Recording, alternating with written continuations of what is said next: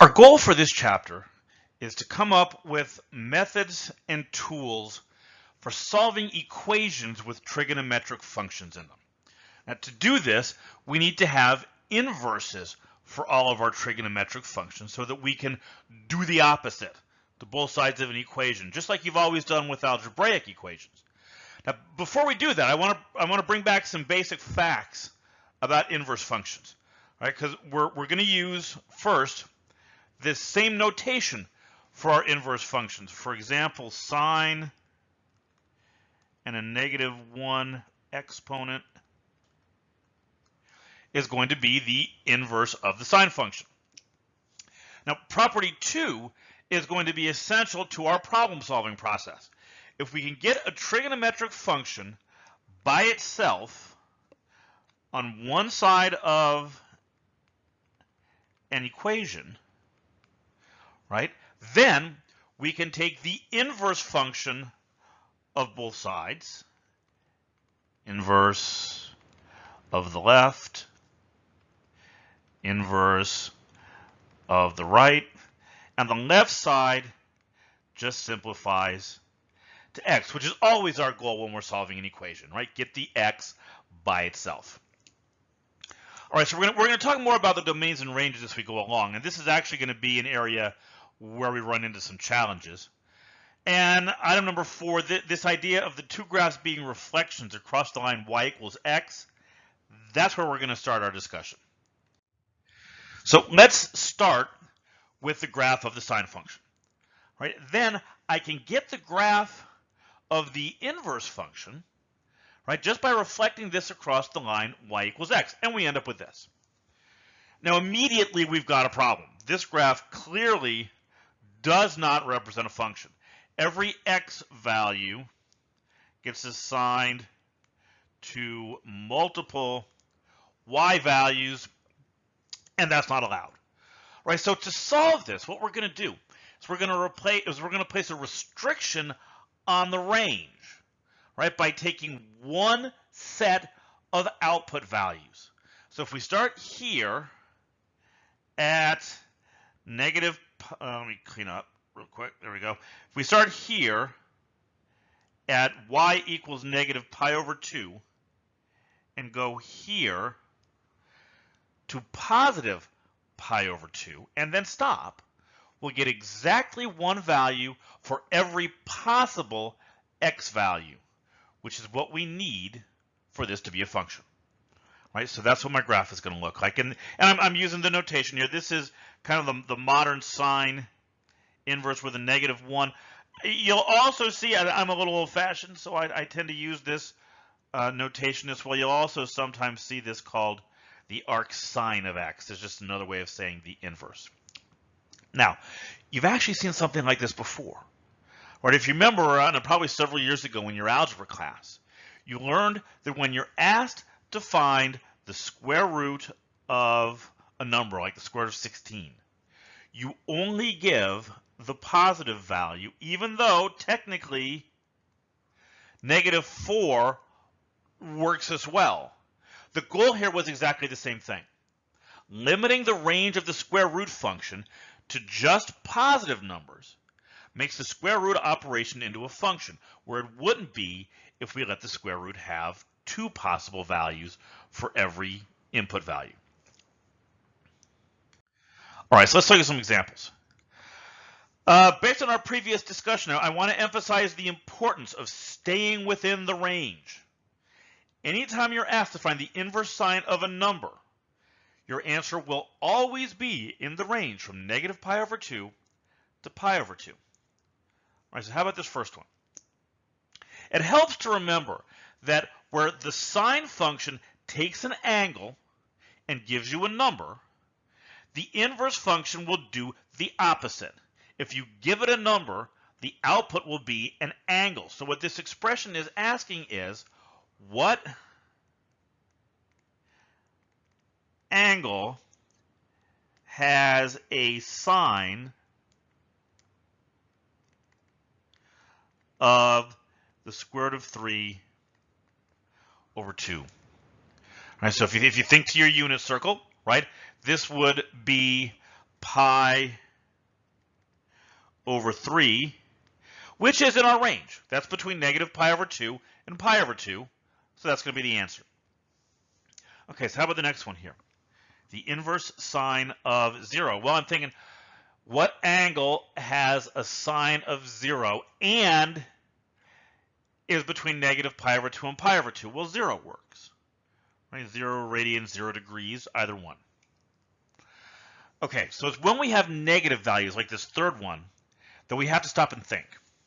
Positive values are easy. The first quadrant will be part of the domain for every trig function, so the inverse of a positive value will always just be the corresponding first quadrant angle.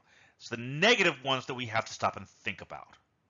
All right, so remember, the domain of the inverse sine function is made up of first and fourth quadrant angles. So the inverse sine of a negative number has to be a fourth quadrant angle. The fourth quadrant angle, whose sine is negative 1/2, is negative pi over 6. All right, so for non-standard numbers like negative 0.2, you can always go to your calculator. One of the nice things about using your calculator is that they are all well aware of the proper range for each of the inverse functions. So it will always give you the right result.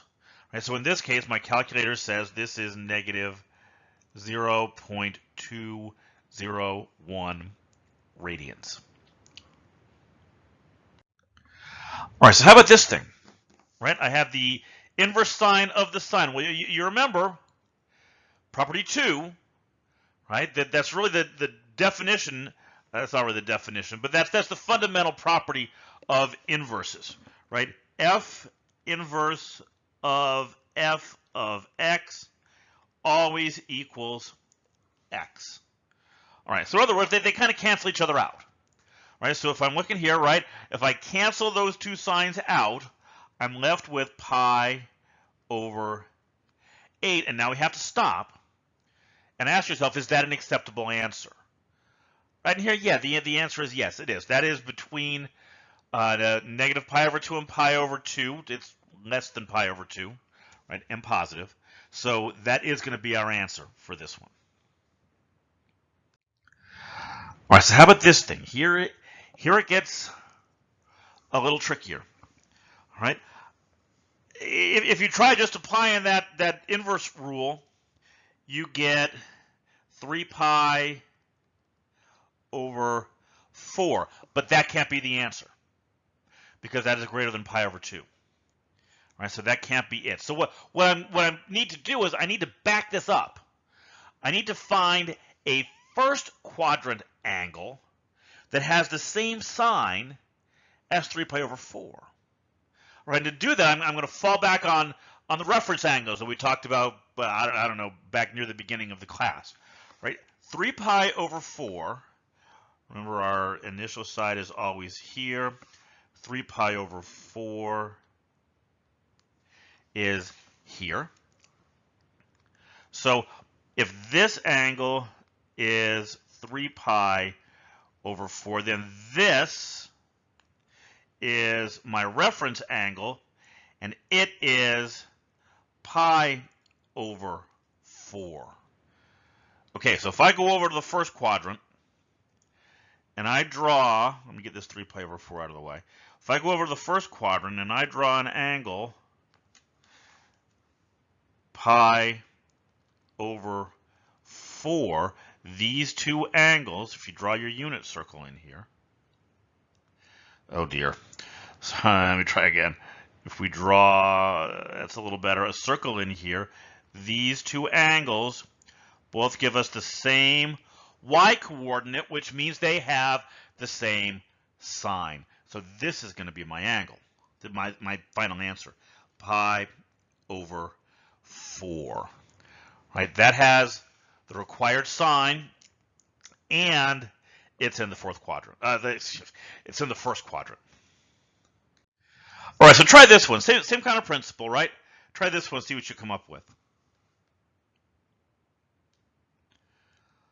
All right, so I can't just say 9 pi over 7. That is way greater than pi over 2. It's not an acceptable answer. So where is 9 pi over 7? Well, it's a little greater than 7 pi over 7, which is pi. So it's going to be over here someplace, right? This is my angle, 9 pi over 7. So what is my reference angle here, right? Well, if you subtract pi, if you subtract 7 pi over 7 from 9 pi over 7, you get 2 pi over 7. Now, remember, I need, obviously the sign is going to be negative here, right? So I need an angle in the fourth quadrant that has this same y coordinate. So if I draw this here, right, this angle works, and this angle is negative 2 pi over 7. That will be my answer. Okay, so what's next? Next, we're going to do the same thing with the cosine and tangent. And it's going to go probably a little more quickly because we're going to use the exact same kind of argument. We're going to look at the graph, we're going to reflect it, and then we're going to cut it down. We're going to limit its range in a way that turns it into a function.